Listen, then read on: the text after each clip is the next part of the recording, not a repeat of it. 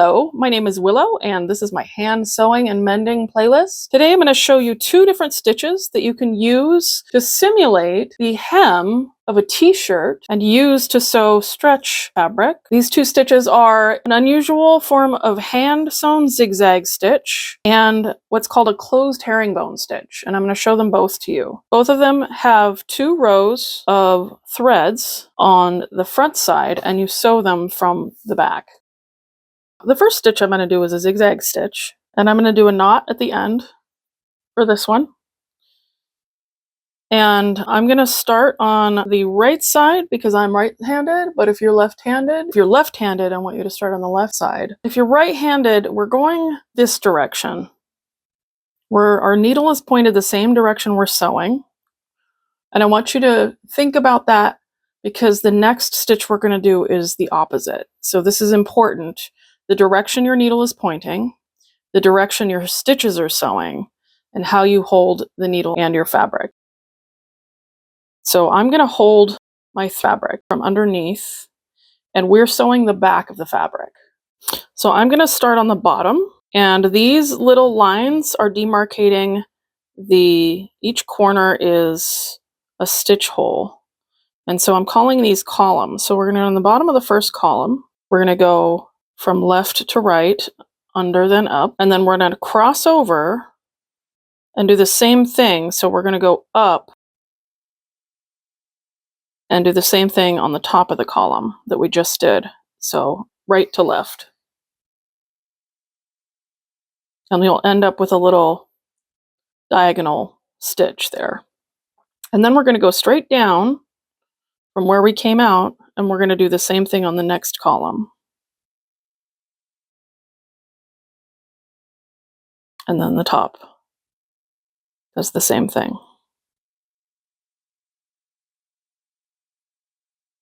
We're going to do the same thing on the next column, bottom, and top.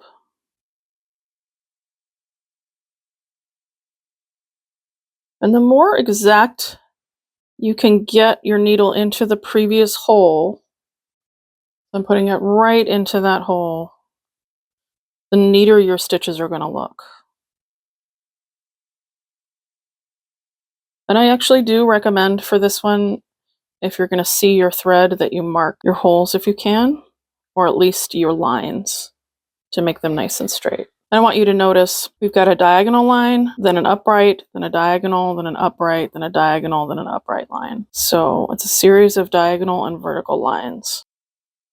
But on the other side, so this will be the front of the fabric, you've got 2 rows of horizontal stitches. Now, if you search for zigzag stitch, there's a few different forms of hand sewn zigzag stitches, and it's hard to find this one online.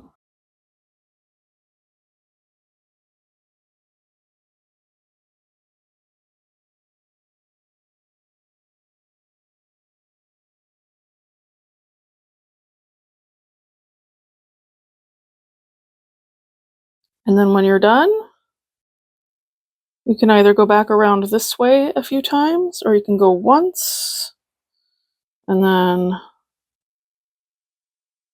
tie a knot. And then I'm going to tie a second knot. And generally speaking, this will be on a hem, so there will be a place to bury the thread, but I'm just going to snip it. And that looks like this. Now I'm going to do a closed herringbone stitch. And with either of these, you can do a knotless start or stop. So I'm going to do that with this one just so you can see the difference. I like to call this the Ginger Rogers stitch. And if you're a little older, you might know what I'm talking about. There was an old saying that Ginger Rogers could do everything that Fred Astaire did, but backwards and in heels. So I want you to remember that. We're going backwards. Our needle is pointed the same way it was for the zigzag stitch. So if you're right-handed, it's going to be pointed to the left. If you're left-handed, it's going to be pointed to the right. But we're starting on the opposite side of our stitch. And I know it's still confusing because we usually read left to right and we're going to be moving left to right, but our needle is pointing to the left. So our needle is pointing one direction and we'll be moving our needle that direction. but our stitch is going to be moving backwards. The first thing I'm going to do is I'm going to start our stitch on the bottom of the first column, but notice I'm starting on the second hole, not the first hole. So I'm going second to first, and then no knot start. We're just going to go around a few times.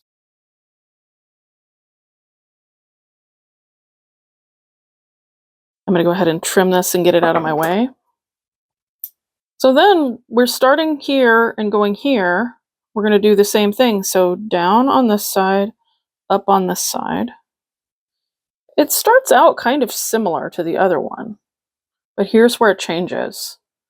We're going to move all the way over here.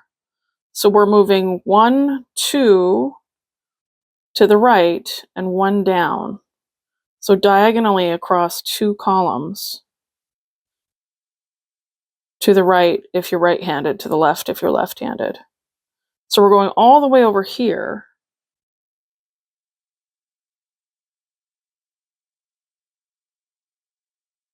And see, we've got a diagonal stitch this direction that's just across 1 column, but then a diagonal this direction that's across 2 columns. So we've gone to the bottom and then do the same thing on the top. So this is Ginger Rogers going backwards and in heels. And this is the closed herringbone stitch.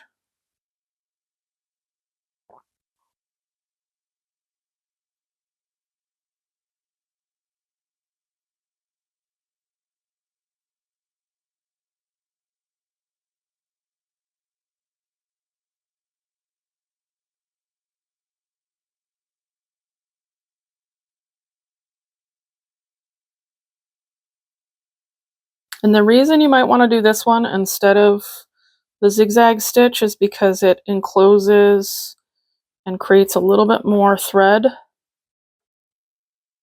So there's a lot more crossing here. So it's just a little bit more secure.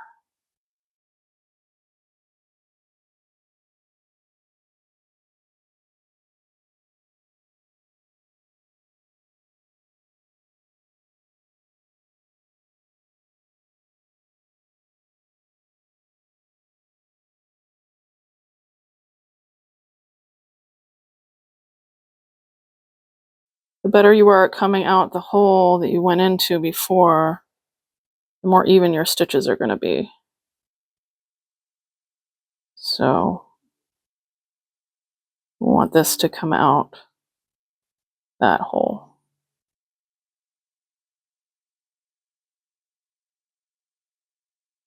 And then to finish, I'm just going to wrap around this spot right here. And then in this case, I'm just going to bury my thread underneath the stitches. And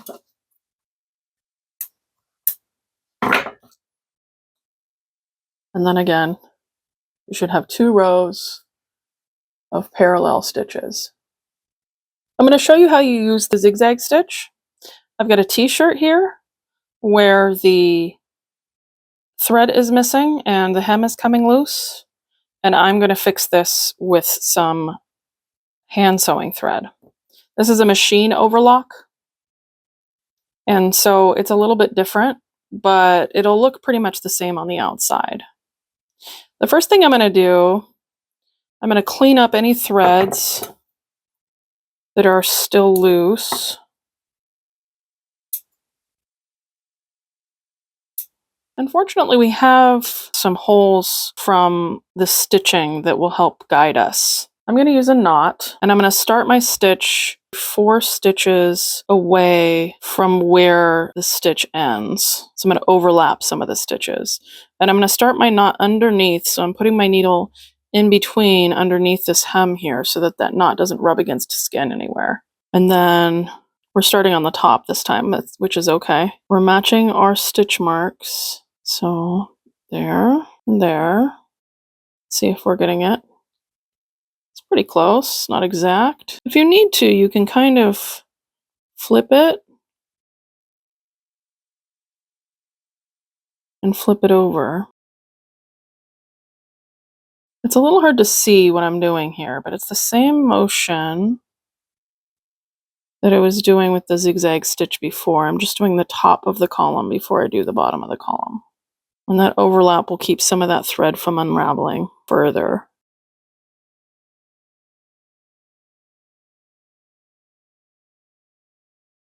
Now, just like on the other side, I want to overlap with the stitches a little bit. And then I'm going to wrap around twice in one spot. Tie a couple of knots. And then bury my thread inside the hem or between the stitches. It looks a little different on the inside, but it looks pretty good on the outside, and it's stretchy. Now I'm going to do the same thing with the herringbone stitch. All right, first things I'm going to do, let's just pretend this is kind of nicked a little bit here. I'm going to clean up the extra threads. And this time, again, for the herringbone stitch, we start on the opposite side. So I'm going to start over here, bury my knot in between here, do my first stitch on the top, and then the bottom.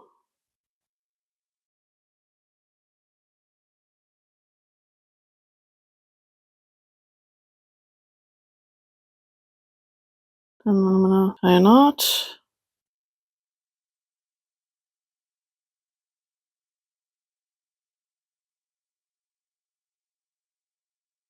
And bury the thread. Here and again, this is very stretchy. But you notice it's a little bit more secure. When you look at the zigzag stitch, these are kind of sticking out a little bit. It's hard to tell. But the threads are maybe a little bit snaggable than the crisscrossing of the herringbone. Kind of holds itself down a little bit.